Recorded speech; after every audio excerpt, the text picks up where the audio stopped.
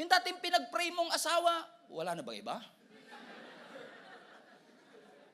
Yung dating trabahong niluhod mo sa Panginoon, I hate this horrible job. I hate this horrible marriage. How many times have we missed the miracle right in front of our eyes because we're so fixated on what we want? We want more. Gusto namin ng mas marami. Kasi masyado nang paulit-ulit yung milagro, trinato na nating routine. But everyday miracles have been taken for granted.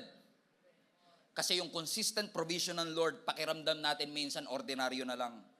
Nawala na yung wonder, nawala na yung appreciation, nawala na tayo ng perspective, nawalan tayo ng context. Bigyan ko lang kayo ng context. Nasa disyerto sila. So kung magkaroon ka ng tinapay, kahit isang araw lang, pero mangyari yun sa iyo for 40 years. At dahil normal na yung tinapay, wala bang iba?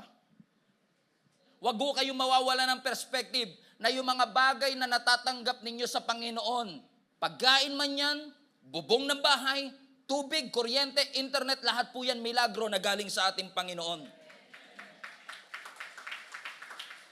Nakalimutan na nila yung halaga ng answered prayer. Nawaglit na sa kaisipan nila yung mga blessings na meron sila araw-araw.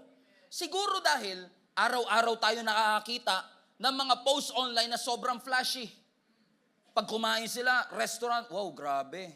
Ako dito toyo. Pero masarap yun. At pag tinignan mo lifestyle nila, grabe, araw-araw tong kumakain sa restaurant. Every month, nasa ibang bansa. Normal sa kanila, pangarap mo. Pero yung normal sa'yo, pangarap din ng iba yun. Baka lang nakalimutan mo. Yung iba nangangarap magkabubong. May bubong kayo? Yung iba nangangarap makakain ng 3 beses isang araw. Yung iba nangangarap magkaasawa, magkaanak. Dati yung Jollibee, pag okasyon lang meron, nagja-Jollibee. Pero ngayon, pag naisipan mo, Jollibee tayo.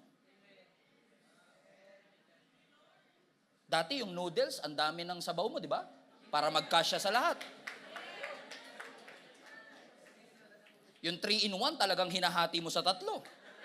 3 tasa para magkasya sa lahat. Yung hotdog, pag kinakain mo, balat muna. Naranasan niyo ba yun? Kasi para magkasya. Pero ngayon, meron kayong tender juicy, 2 plastic sa ref.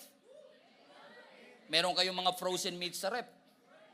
Yung iba sa inyo, pag nag-aircon, 24 hours. Mga dating pinapangarap lang natin, naging ordinaryo na lang. Kasi naghahanap ka na naman ng bagong miracle.